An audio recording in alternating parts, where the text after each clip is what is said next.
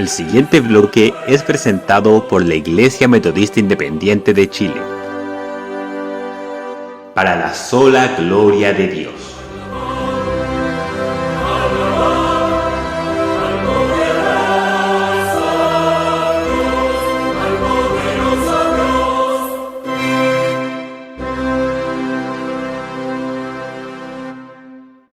Porque las gentes se amotinan y vanidades si pensarán. Se levantaron todos los reyes y consultaron contra Jehová. Tú eres mi hijo, mi Dios me ha dicho, yo te he engendrado en la eternidad. Lo que me pidas, yo te lo entrego, toda la tierra de ti será. Los gobernantes se levantaron contra el ungido de Jehová.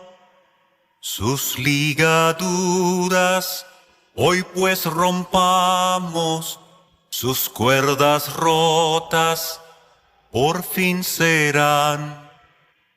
El Dios que mora allá en los cielos, de todos ellos se burlará.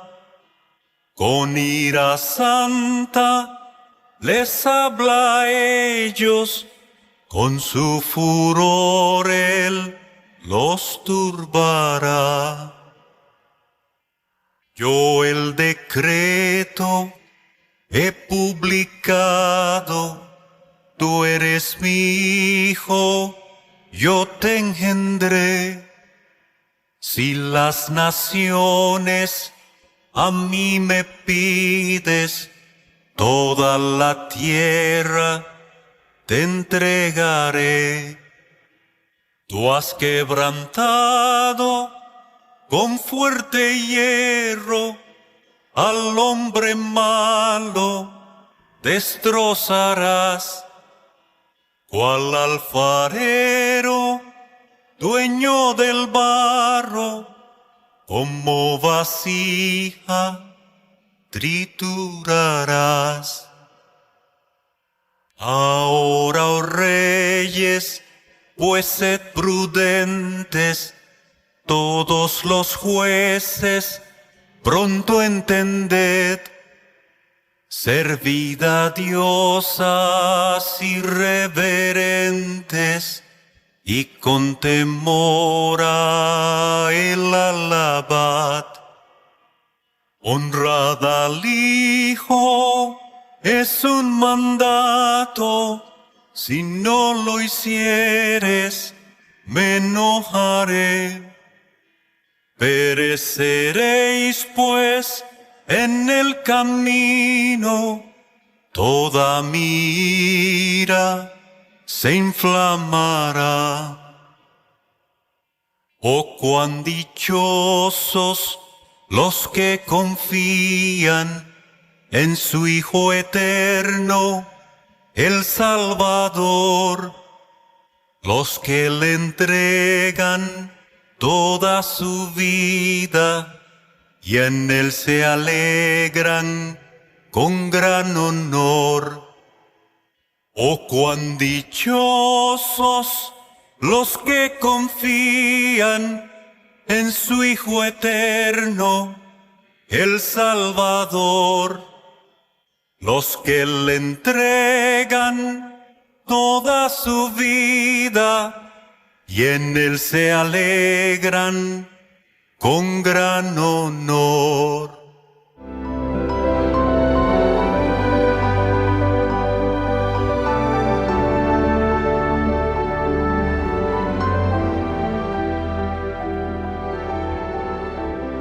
¿Por qué se amotinan las gentes y los pueblos piensan cosas vanas? Se levantarán los reyes de la tierra y príncipes consultarán unidos contra el Señor y contra su ungido, diciendo: rompamos sus ligaduras y echemos de nosotros sus cuerdas. El que mora en los cielos se reirá, el Señor se burlará de ellos. Luego hablará a ellos en su furor y los turbará con su ira. Pero yo he puesto mi rey sobre Sión, mi santo monte. Yo publicaré el decreto. El Señor me ha dicho: mi hijo eres tú, yo te engendré hoy. Pídeme y te daré por herencia las naciones y como posesión tuya los confines de la tierra. Los quebrantarás con barra de hierro, como vasija de alfarero los desmenuzarás. Ahora pues, oh reyes, sed prudentes y admitid amonestación, jueces de la tierra. Servid al Señor con temor y alegraros con temblor. Honrad al Hijo para que no se enoje y perezcáis en el camino, pues se inflama de pronto su ira. Bienaventurados todos los que en él confían. Planeando nuestro propio fracaso, la necedad del hombre sin Cristo, Salmos 2. Jesús mismo nos dijo que su vida la veríamos en los Salmos. Cuando Jesús se les apareció a sus discípulos después de la resurrección, les dijo: estas son las palabras que os hablé aun estando con vosotros, que era necesario que se cumpliese todo lo que está escrito en la ley de Moisés, en los profetas y en los salmos.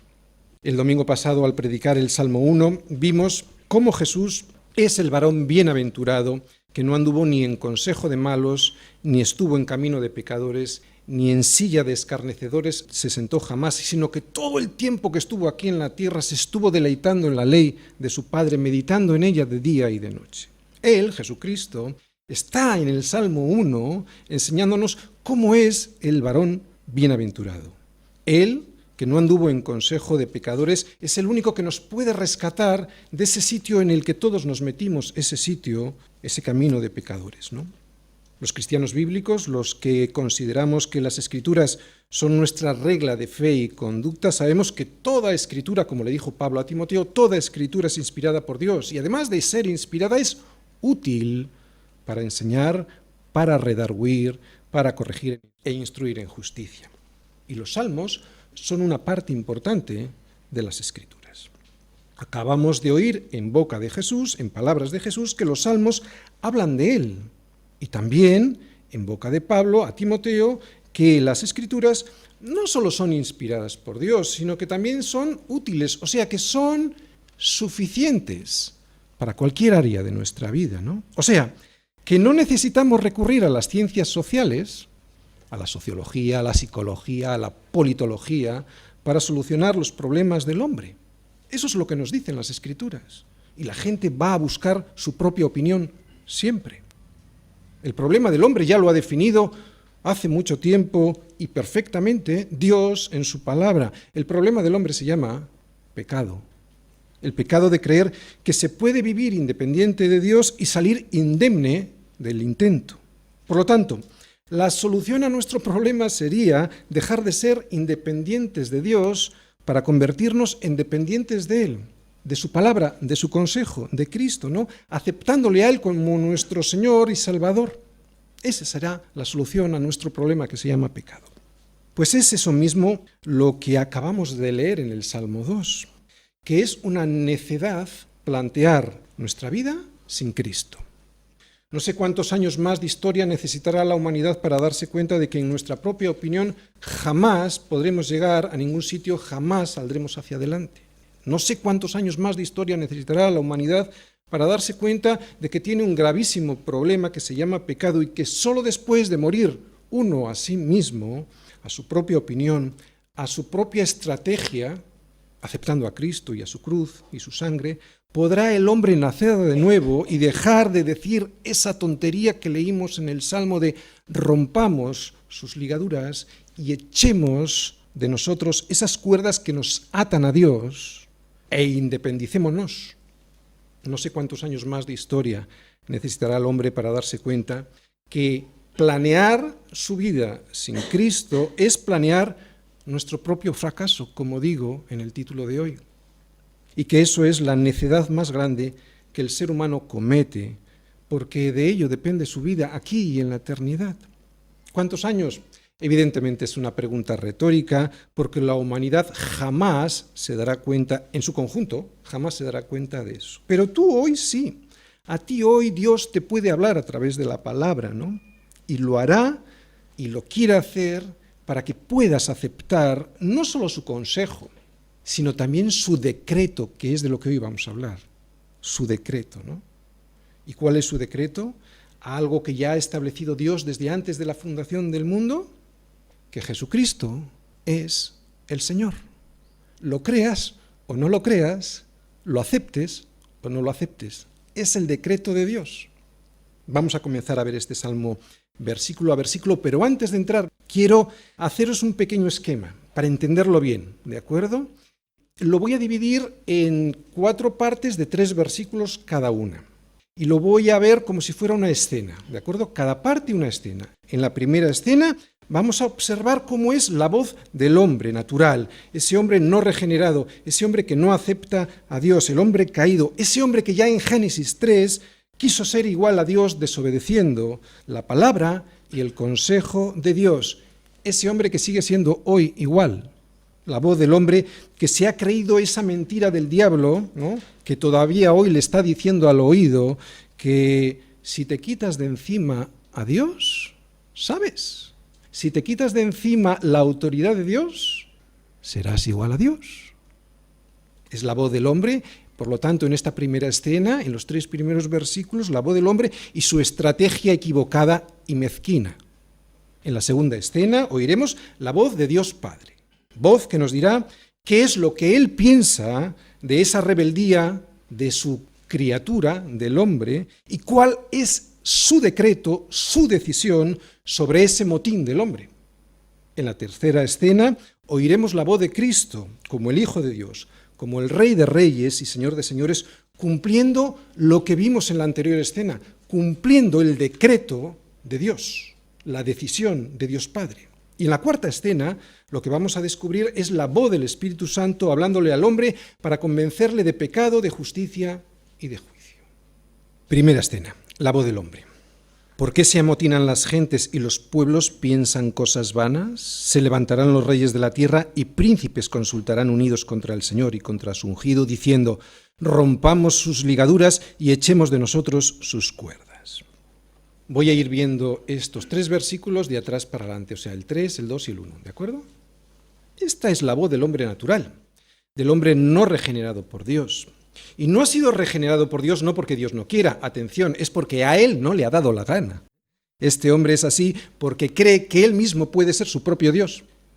Él y todo su mundo viven en un espíritu de voluntaria subversión permanente. Los hombres deciden, como estamos viendo en el versículo 3, romper intencionalmente la relación con Dios. Fijaros, rompamos sus ligaduras y echemos de nosotros sus cuerdas. Por lo tanto, el problema del hombre no es su inocencia o su despiste sobre quién es Dios. No, el problema del hombre es su premeditada intención de separarse de Dios diciendo, rompamos sus ligaduras y echemos de nosotros sus cuerdas. Este hombre, aunque él no lo quiera reconocer, odia a Dios. Por eso dice lo que dice y además de odiar a Dios, confía en sí mismo como su Salvador. Versículo 2. El versículo 2 dice, se levantarán los reyes de la tierra y príncipes consultarán unidos contra el Señor y contra su ungido. Así que vemos que no solo es contra Dios Padre, sino también contra el Mesías, contra Cristo. Las naciones y sus habitantes nunca se han querido someter a la voluntad de Dios ni a sus consejos. Pero sabéis, esto se hizo muchísimo más evidente desde la llegada de Cristo a la tierra. Nada más nacer nuestro Señor, comenzó el complot para apartarle de su reinado. Nada más. Si os acordáis, en Mateo 2 dice, vamos hasta allí, que con la noticia, simplemente fijaros la noticia del nacimiento de Jesús, no solo se turbó Herodes, sino toda Jerusalén con él. Mateo 2, versículo 1. Cuando Jesús nació en Belén, de Judea, en los días del rey Herodes, vinieron del oriente a Jerusalén unos magos, diciendo, ¿dónde está el rey de los judíos que ha nacido? Porque su estrella hemos visto en el oriente y venimos a adorarle. Fíjate el versículo 3 lo que dice. Oyendo esto, el rey Herodes se turbó y toda Jerusalén con él.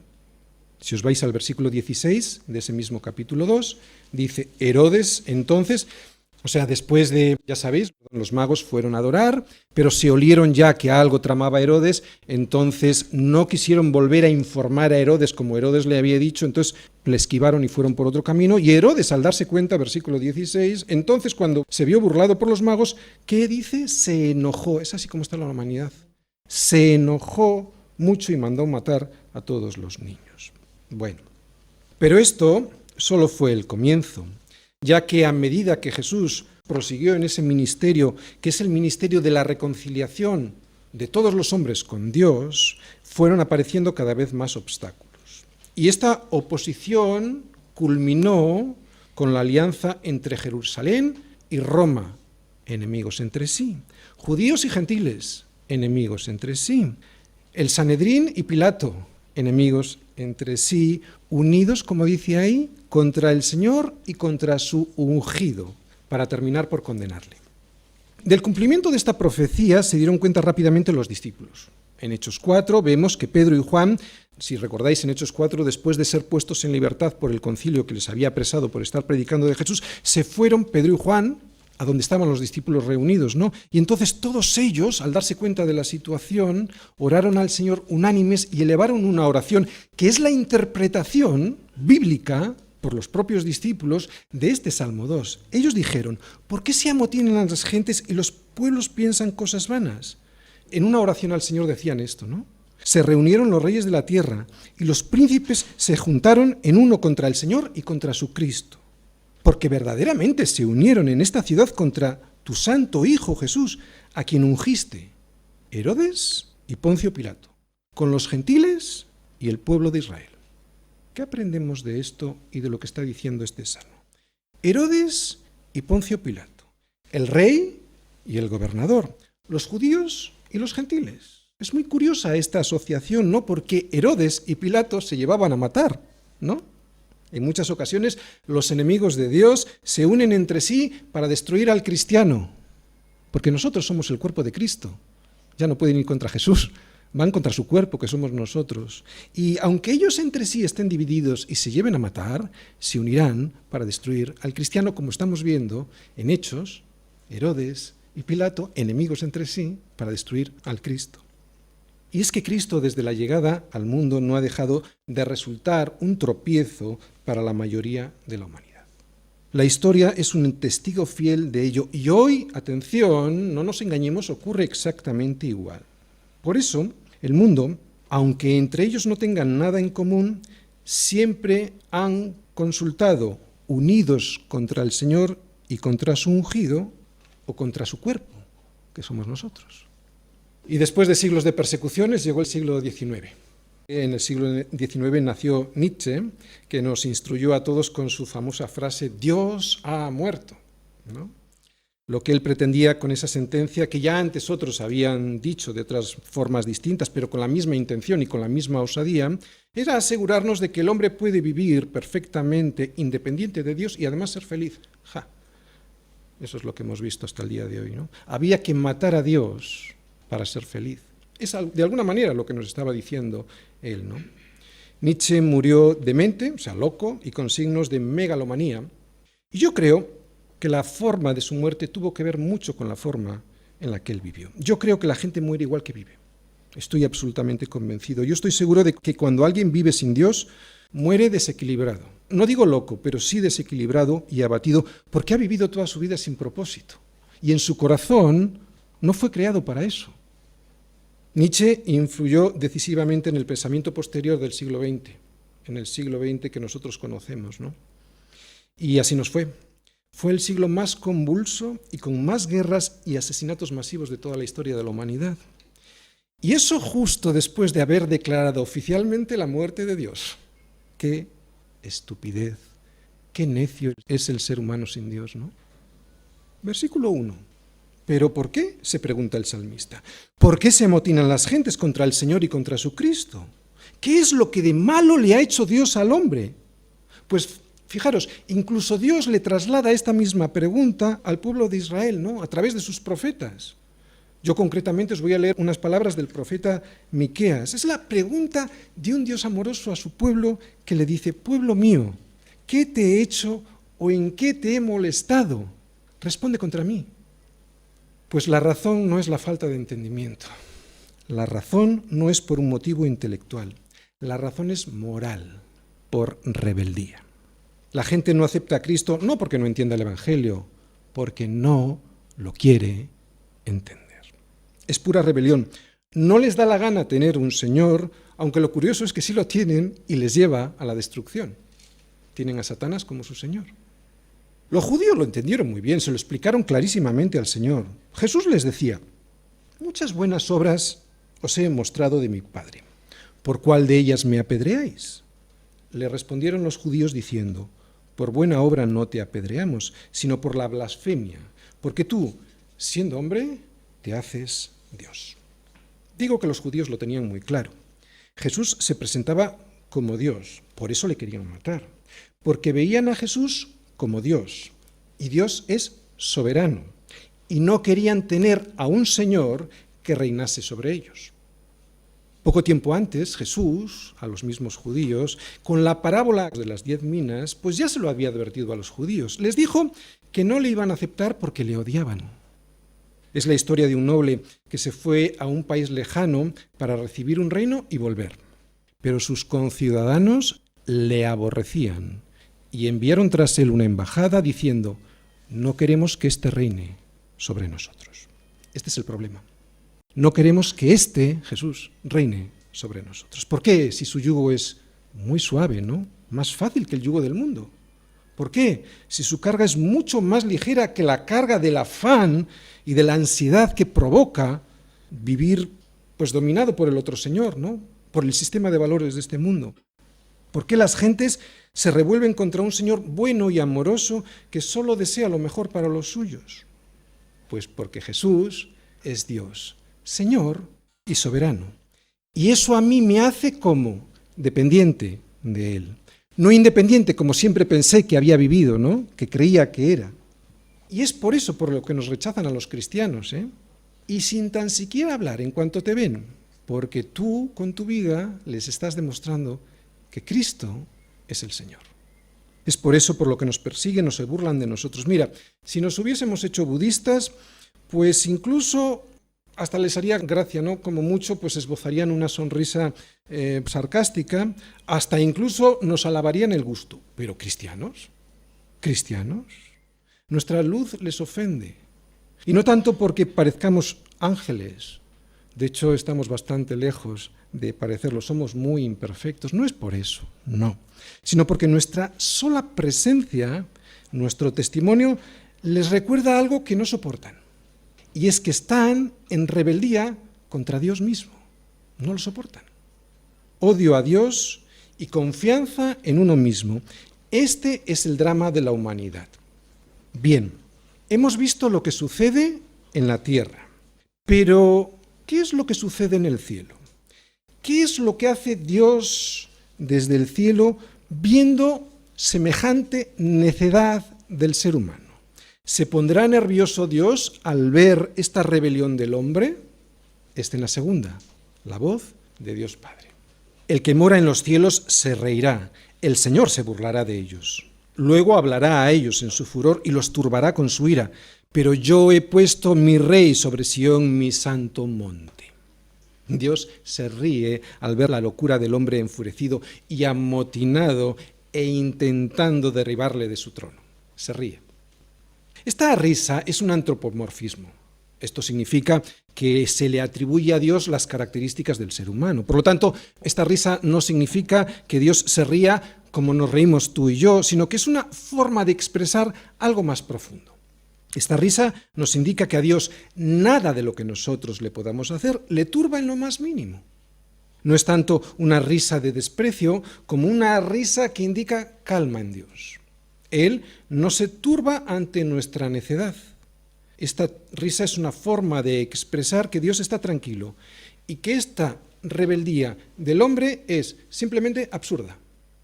Es como si yo y con un grupito de amigos pretendiésemos derrocar al presidente de los Estados Unidos armados con unos tirachinas o tiragomas, bueno, ¿no? ¿Qué haría el presidente de los Estados Unidos? Se reiría, ¿no? De hecho, eso tendría más posibilidades de éxito que derribar a Dios de su trono.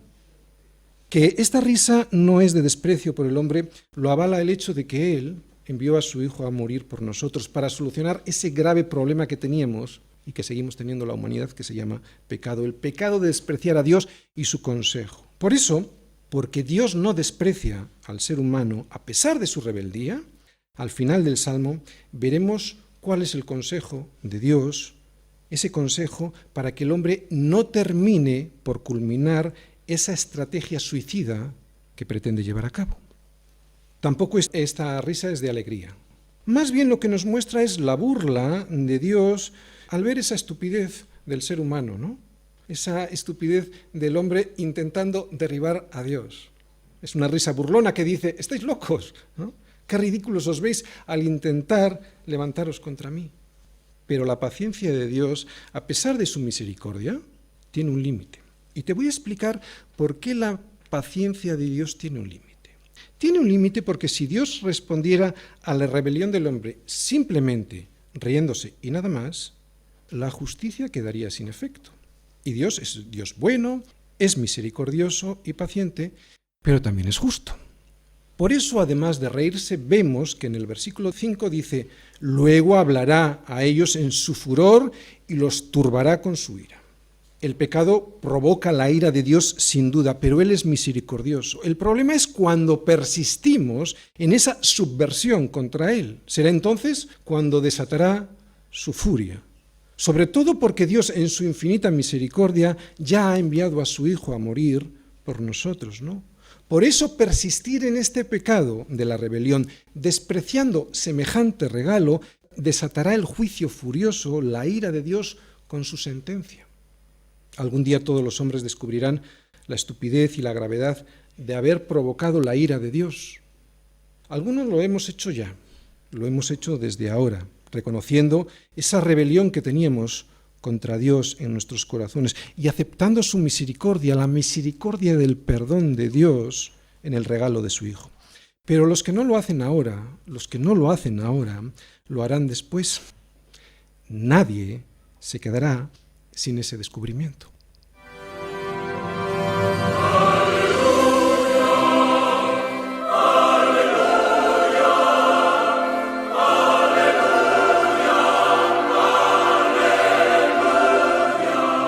Y aquí concluye nuestro programa de hoy. Los dejamos cordialmente invitados a nuestra próxima edición de Palabra Fiel, para ser más edificados, equipados y establecidos en la fe que es en Cristo Jesús, Señor nuestro. El Señor les bendiga.